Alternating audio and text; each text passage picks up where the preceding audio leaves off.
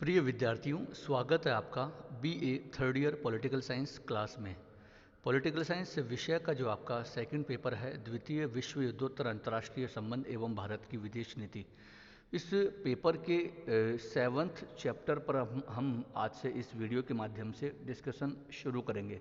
इससे पहले 6 चैप्टर आपके सिलेबस के अनुसार डिटेल से हमने डिस्कस कर लिए हैं। विद्यार्थियों, वो सारे वीडियो अगर अभी भी आपने नहीं देखे हैं तो आप देख सकते हैं और देखना चाहिए, तभी आप पूरे सिलेबस को सही रूप से तैयार कर पाएंगे, प्रिपेयर कर पाएंगे। सारे वीडियो क्रमबद्ध और व्यवस्थित रूप से बिल्कुल आपके पाठ्यक्रम के अनुसार वो आपको मिल जाएंगे। इस चैनल की प्लेलिस्ट सेक्शन में आप जा सकते हैं, उसका जो लिंक है आपको इस वीडियो के डिस्क्रिप्शन में भी मिल जाएगा। विद्यार्थियों, आज चैप्टर जो आप देख पा रहे हैं बहुत महत्वपूर्ण, भारत की विदेश नीति, निर्धारक तत्व और भारत एवं संयुक्त राष्ट्र संघ। खैर, इस चैप्टर में क्योंकि प्रश्न हर तरीके से पूछा जाता है, निबंधात्मक भी प्रश्न यहाँ से आते हैं, और बस आप अगर थोड़ा सा ध्यान दें तो बहुत अच्छे से अटेंड कर सकते हैं। देखिए, भारतीय विदेश नीति के बारे में आपने काफ़ी पढ़ा है। आज हम एक तो विदेश नीति किसे कहते हैं वो हम जानेंगे संक्षेप में। उसके बाद में भारत की जो विदेश नीति, मूल रूप से हमारे संविधान में जो विदेश नीति को लेकर क्या प्रावधान है और कहाँ से मतलब कहाँ पर है वो संवैधानिक प्रावधान, उन पर हम बात करेंगे। और फिर भारत की विदेश नीति की जो विशेषताएं हैं उनको हम जानेंगे। भारत की विदेश नीति के जो प्रमुख सिद्धांत है, विशेषताएं हैं, उन पर हम बात करेंगे। तो आज के वीडियो में हम इन सारी बातों पर चर्चा करेंगे। तो बस आप बने रहिएगा और बहुत महत्वपूर्ण क्वेश्चंस यहाँ से बनने वाले हैं। ठीक है, तो आइए हम वीडियो की शुरुआत करते हैं और सबसे पहले भारत की विदेश नीति, उसका जो अर्थ और फिर संवैधानिक प्रावधान पर हम बात करते हैं।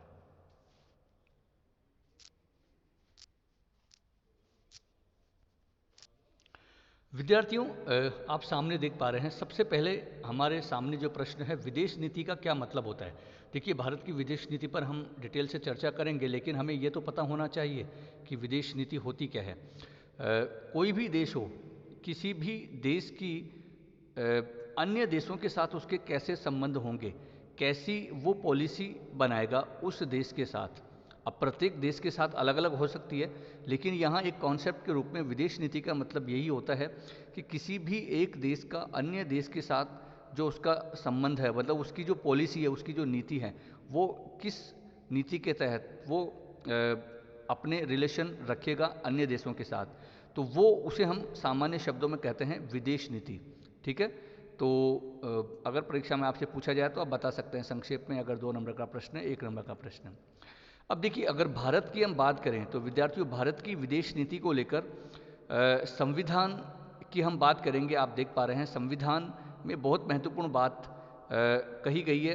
हालांकि वो बात आप जो आर्टिकल देख पा रहे हैं संविधान के भाग 4 में, ठीक है, आपको ये पता है, नीति निर्देशक तत्व उल्लेखित किए गए हैं संविधान के भाग 4 में, और उसमें अनुच्छेद 51, ठीक है, अनुच्छेद 51, आर्टिकल 51, ये आप जरूर ध्यान रखेंगे। संविधान के भाग 4 में जो नीति निर्देशक तत्व उल्लेखित हैं, उसमें आर्टिकल 51 में जो ये प्रावधान है कि भारत अन्य देशों के साथ कैसे संबंध रखेगा, मतलब जो भारत की विदेश नीति किस बातों पर, किन बातों पर आधारित होगी। ठीक है, अब क्या लिखा हुआ वहाँ पर, ये जो मुख्य जो सिद्धांत हैं जो नीति निर्देशक तत्वों में दिए गए हैं वो भी आप देख पा रहे हैं।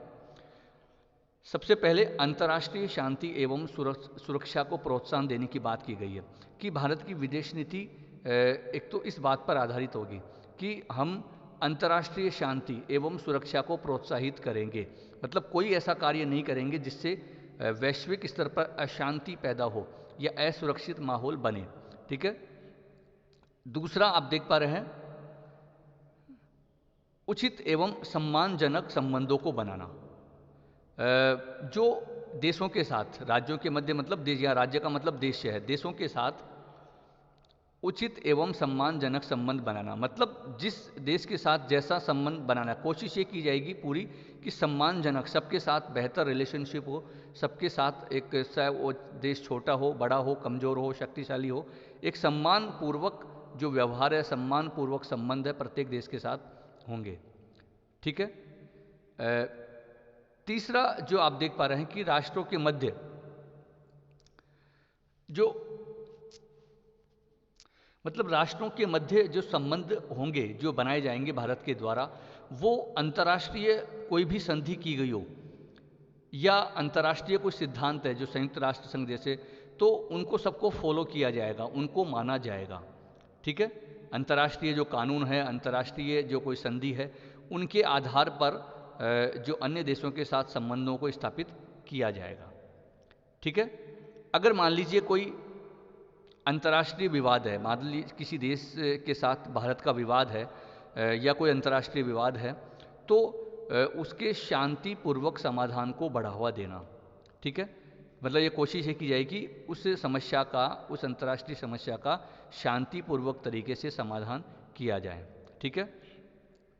तो कुल मिला के ये जो नीति निर्देशक तत्व में आर्टिकल 51 में जो बातें कही गई हैं, इन सिद्धांतों को, इन बातों के आधार पर ही भारत की जो विदेश नीति है वो अब तक तय की है, उसी के आधार पर विदेश नीति का संचालन किया है भारत की विभिन्न सरकारों ने, अगर आज़ादी के बाद से आज तक हम देखें तो।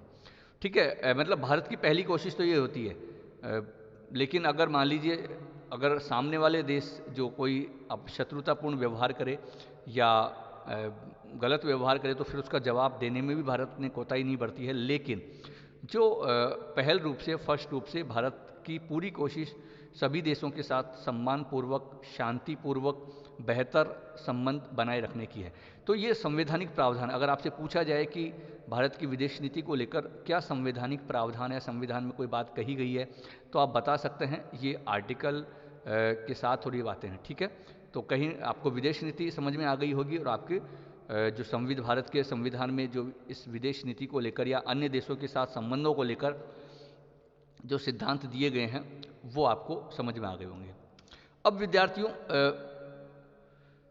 भारत की विदेश नीति की अब तक जो क्या विशेषताएं रही हैं, मतलब जो आज़ादी के बाद से लेकर, जब से संविधान लागू हुआ तब से लेकर हमने जो विदेश नीति को अपनाया और आज तक हम देखते हैं, तो किन सिद्धांतों पर टिकी हुई रही है भारत की विदेश नीति के जो आधारभूत सिद्धांत है, जो मूलभूत सिद्धांत है, या आप उनको विशेषताएं कहें, तो वो कौन कौन सी हैं, आइए देखते हैं।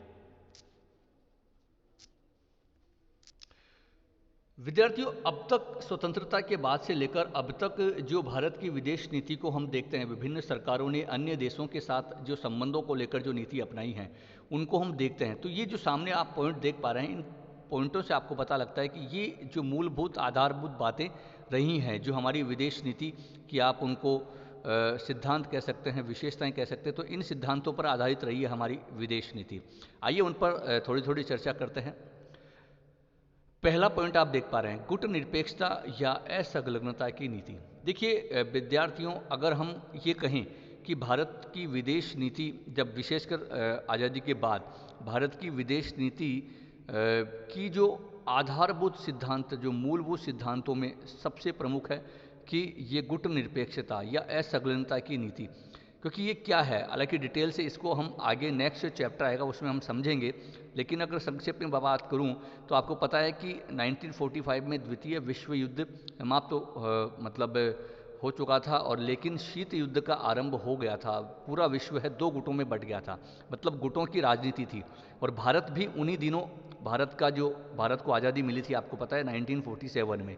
तो उसके बाद भारत के सामने ये बात थी, या दो गुट जो थे, एक गुट का नेता अमेरिका, दूसरे गुट का नेता सोवियत संघ, वो चाहते थे कि भारत मतलब उनके गुट में शामिल हो। अमेरिका चाहता था भारत अमेरिका के गुट में शामिल हो, पूंजीवादी गुट में शामिल हो। सोवियत संघ चाहता था भारत साम्यवादी, समाजवादी या सोवियत संघ वाले गुट में शामिल हो।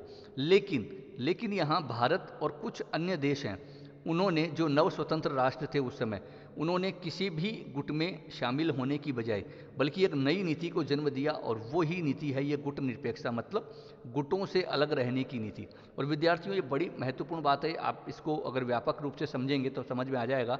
यहाँ गुटों से अलग रहने की मतलब कोई बिल्कुल अंतर्राष्ट्रीय राजनीति से अलग रहने का मतलब नहीं है, केवल उन गुटों से अलग रहना, एक स्वतंत्र विदेश नीति अपनाने का एक नीति है ये गुट निरपेक्षता, ठीक है। तो भारत के जवाहरलाल नेहरू जी का काफ़ी इसमें योगदान रहा था इस नीति के आरंभ में, नेहरू नासिर टिटो की जोड़ी, और आगे हम डिटेल से फिर देखेंगे। लेकिन कुल मिला के यहाँ पर ये जो एक स्वतंत्र विदेश नीति अपनाने के लिए जो दो गुट वहाँ मौजूद थे पूरे विश्व में, उन दोनों गुटों से अलग रहकर एक स्वतंत्र रूप से तो भारत ने भी वो एक स्वतंत्र विदेश नीति गुट निरपेक्ष आंदोलन की असंलग्नता की नीति को अपनाया उस समय, और उस नीति पर आज तक हम चले आ रहे हैं। हम किसी भी गुट में नहीं, हम प्रत्येक देश के साथ, प्रत्येक समूह के साथ एक बेहतर संबंध बनाए रखना चाहते हैं। तो पहली तो ये जो मुख्य जो आधारभूत सिद्धांत भारत की विदेश नीति का ये है, ठीक है। दूसरा, शांतिपूर्ण सह अस्तित्व की नीति। देखिए, शांतिपूर्ण सह अस्तित्व का मतलब है कि हम चाहते हैं कि प्रत्येक देश का जो अस्तित्व है कायम हो और शांति का माहौल बने रहे।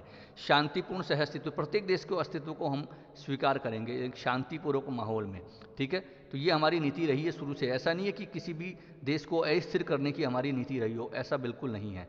तो इस सिद्धांत को लेकर ही हम, शांतिपूर्ण सहअस्तित्व के सिद्धांत को लेकर ही हम आगे बढ़े हैं और अन्य देशों के साथ हमने संबंध कायम किए हैं। तीसरा, पंचशील के सिद्धांतों पर आधारित नीति।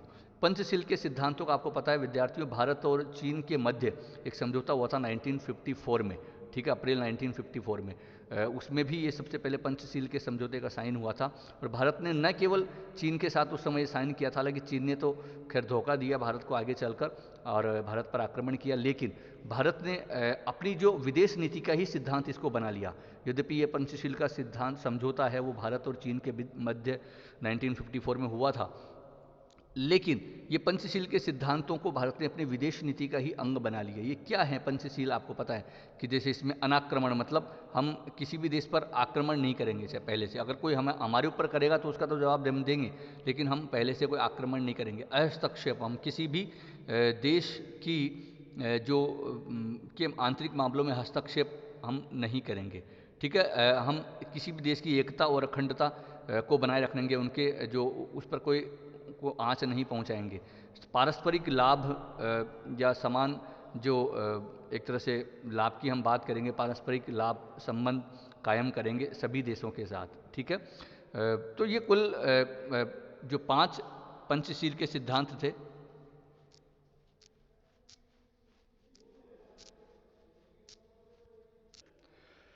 नेक्स्ट चौथा पॉइंट विद्यार्थियों आप देख पा रहे हैं कि अफ्रो एशियाई एकता की नीति। अफ्रीशियाई एकता की नीति का मतलब है भारत की ये कोशिश रही है कि अफ्रीका और एशिया, देखिए विद्यार्थियों, जिस प्रकार भारत 1947 में आज़ाद हुआ था, लगभग उन्हीं दिनों एशिया और अफ्रीका और तीसरा लैटिन अमेरिका, उन तीनों जो ये महाद्वीप थे, तो इन देशों के बहुत सारे जो देश थे जो आज़ाद हुए थे, नव स्वतंत्र हुए थे, और उनकी हालत वही ख़राब थी, मतलब उनके सामने विकास की चुनौती थी और गरीब हालत, बहुत मतलब गरीबी थी, काफ़ी दिक्कतें थी, काफ़ी समस्याएं थी। तो भारत की ये कोशिश रही है अफ्रीका और एशिया की बीच एक रूपता की नीति रही है। अगर इसी को लेकर 1955 में एक बांडुंग सम्मेलन भी हुआ था, और आगे चलकर ये जो गुट निरपेक्ष आंदोलन 1961 में बेलग्रेड से शुरू हुआ था, तो औपचारिक रूप से वैसे इसकी नींव तो बांडुंग सम्मेलन में ही रख दी थी 1955 में। तो ये अफ्रीका और एशिया के देशों की ही एक रिलेशनशिप थी, वो उनमें एक रूपता बनी और फिर आगे चलकर वो नीति अपनाई। तो कोशिश यही थी कि उन अफ्रीका और एशिया के देशों में एक रूपता, एकता बनाकर, और क्योंकि सबके जो समान हित थे, सबके समान उद्देश्य थे कि एक स्वतंत्र रूप से एक देश को आगे बढ़ाया जाए, जो समस्याएं थी सबकी कॉमन थी, इसलिए एशिया और अफ्रीका के देशों के साथ एकता की नीति पर उन्होंने काफ़ी बल दिया, ठीक है। नेक्स्ट जो आप देख पा रहे हैं, रंग भेद, जाति भेद, उपनिवेशवाद, साम्राज्यवाद का विरोध की नीति, ठीक है।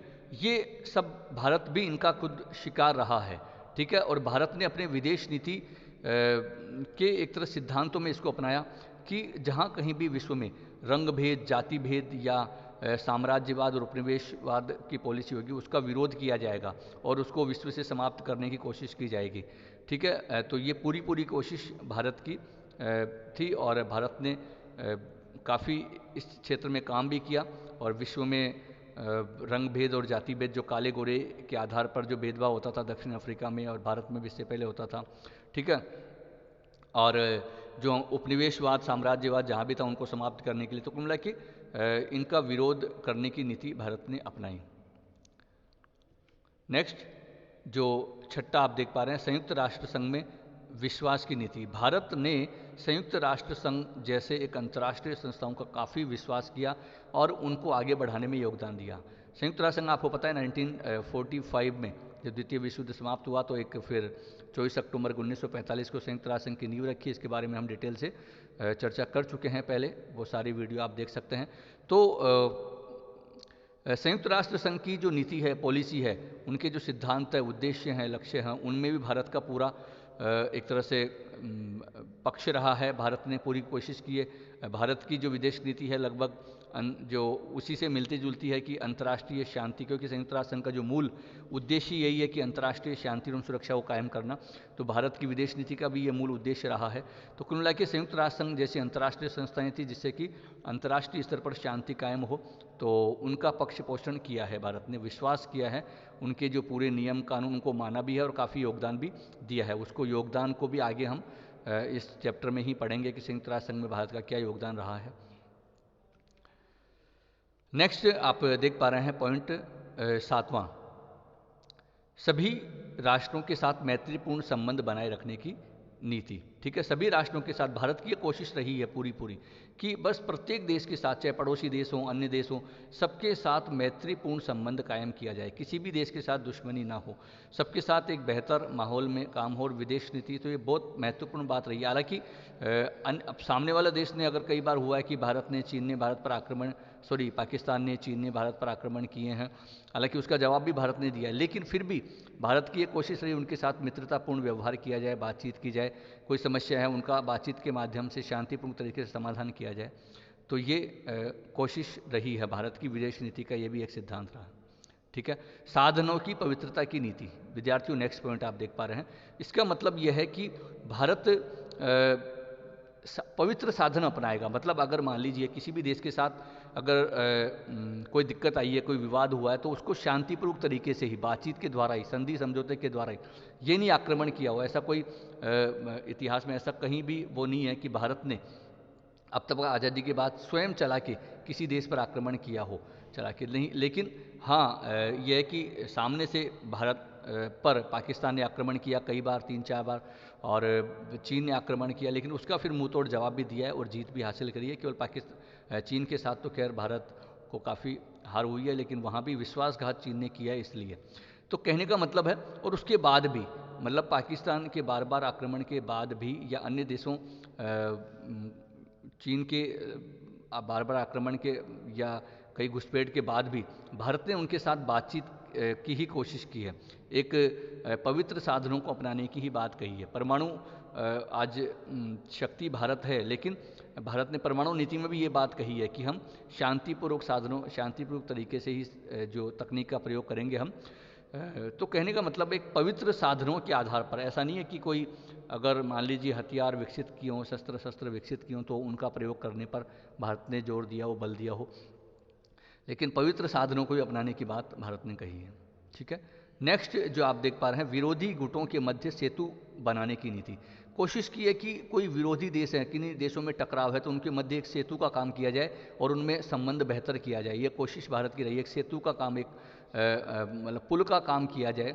और ऐसा किया भी था कि जब शीत युद्ध चल रहा था उस समय अमेरिका और सोवियत संघ के मध्य, तो कोशिश की थी भारत ने कई बार युद्ध को टालने की, उनके बीच कई बार टकराव इतना बढ़ गया था, लेकिन भारत ने कोशिश की थी कि एक शांति का माहौल बने और जो युद्ध जैसी स्थिति ना बने। ठीक है, एक सेतु का कार्य किया विरोधी गुटों के मध्य।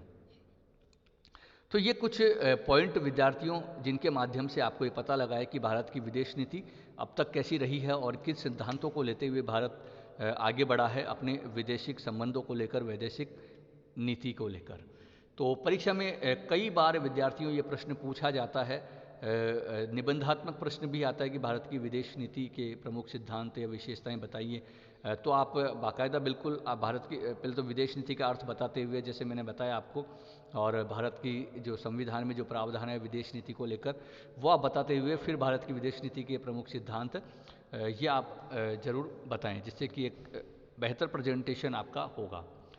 तो विद्यार्थियों बस आज के लिए तो बस इतना ही हम चर्चा करेंगे। नेक्स्ट फिर टॉपिक पर हम बात करेंगे नेक्स्ट वीडियो में। तो अंत में बस आपसे यही अपील कि आप स्वयं भी इन वीडियोज़ का लाभ उठाते रहें, अधिक से अधिक छात्र छात्राओं को साझा करें, अपनी प्रतिक्रिया ज़रूर दें।